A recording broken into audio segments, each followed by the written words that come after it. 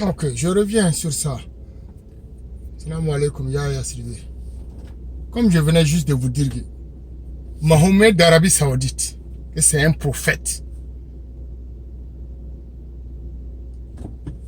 Il a fait la prophétie.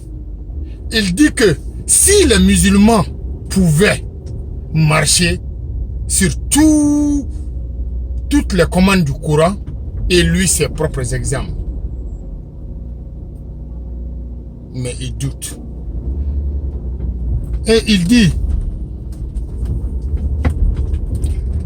à ses disciples, s'il vous plaît, ne refusez jamais le leadership.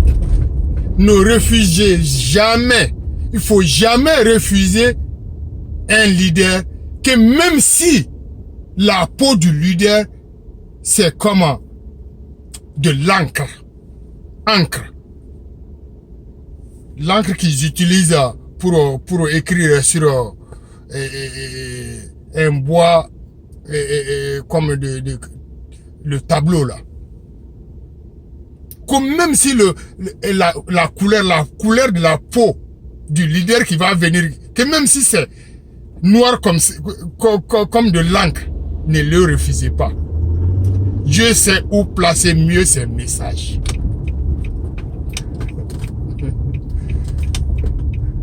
Mais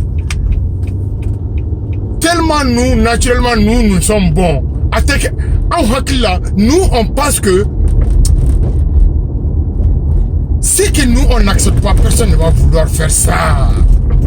Parce que nous, on n'a pas pu, on ne connaît pas Satan, on ne connaît pas ses capacités, on ne connaît pas ses manières. On n'a pas bien étudié Satan. Je vous jure. Et pourquoi Mahomet était le seul, ou bien le dernier et le seul blanc prophète? Pourquoi? Parce que quand, avant Abraham, Nabila Ibrahim, Jacob, Jacob, c'est lui qui a créé les hommes blancs.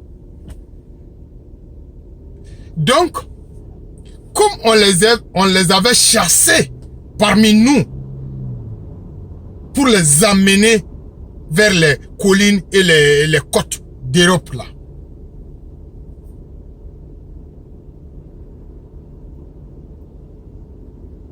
Mais il y avait toujours certains parmi nous, vous saviez, même si par exemple aujourd'hui dans un village, on veut chasser tous les étrangers, tu trouveras un villageois qui est tellement ami, qui aime tellement l'enfant d'un étranger ou l'enfant de quelqu'un d'autre, il va vouloir cacher l'enfant là sous peut-être son lit, dans son champ, dans des coins où les militaires ou bien les policiers ne pourront pas les retrouver. C'est ceux-là qui sont dans les zones arabes aujourd'hui.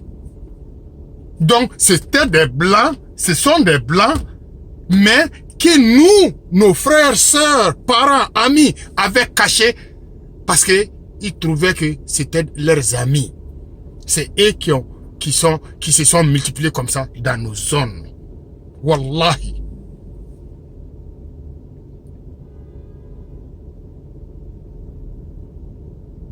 Donc, comme ils ont fait plus de 2000 ans dans les collines, dans le vide en Europe,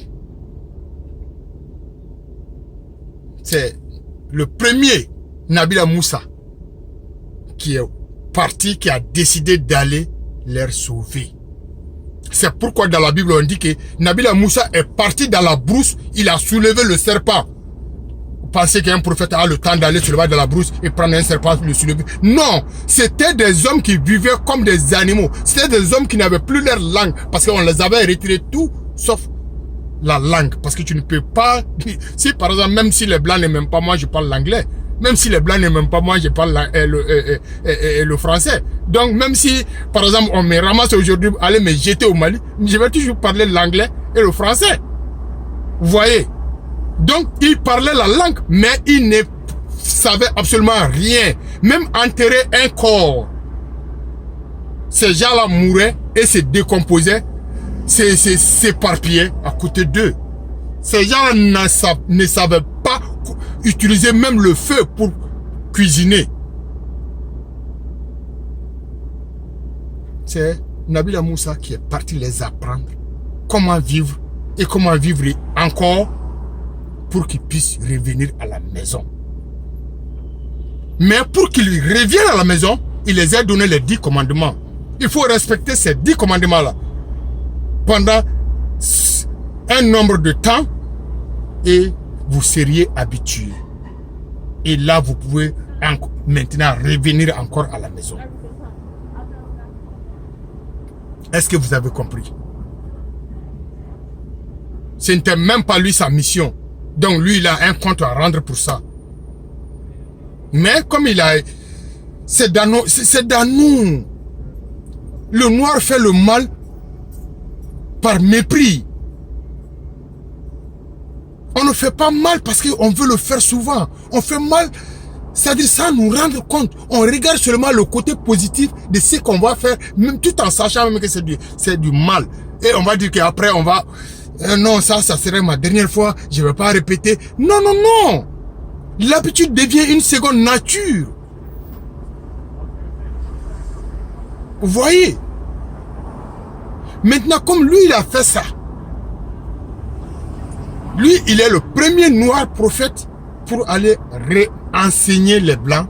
Et non seulement il les a enseignés de nos manières présentes, maintenant il les a enseignés aussi de leur père Yacoub. Des lois, des règlements, des mensonges, des tournures, des tricheries de Yacoub.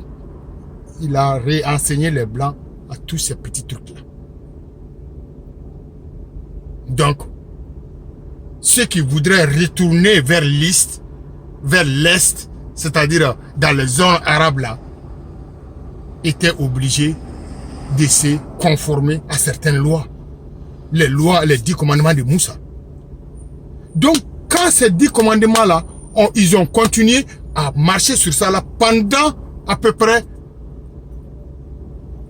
vers 2000 ans. Mais ça n'a pas fait 2000 ans plein parce que Jésus-Christ était venu, le premier Jésus était venu. Donc ça a dépassé les 1600 ans avant que Jésus-Christ ne vienne. Mais le moment que Jésus venait, déjà la loi de Moïse était affaiblie. Ces gens-là n'arrivaient plus à marcher sur la loi de Moïse. C'est pourquoi Dieu a envoyé Jésus. Pourquoi la loi ne marchait plus? Parce que l'habitude, c'est une seconde nature. C'est-à-dire une fausse personne là.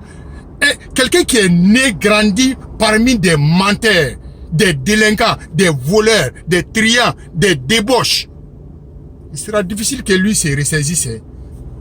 C'est pourquoi je me fâche quand je vois que chez nous, on nous promote du vagabondage à la télé.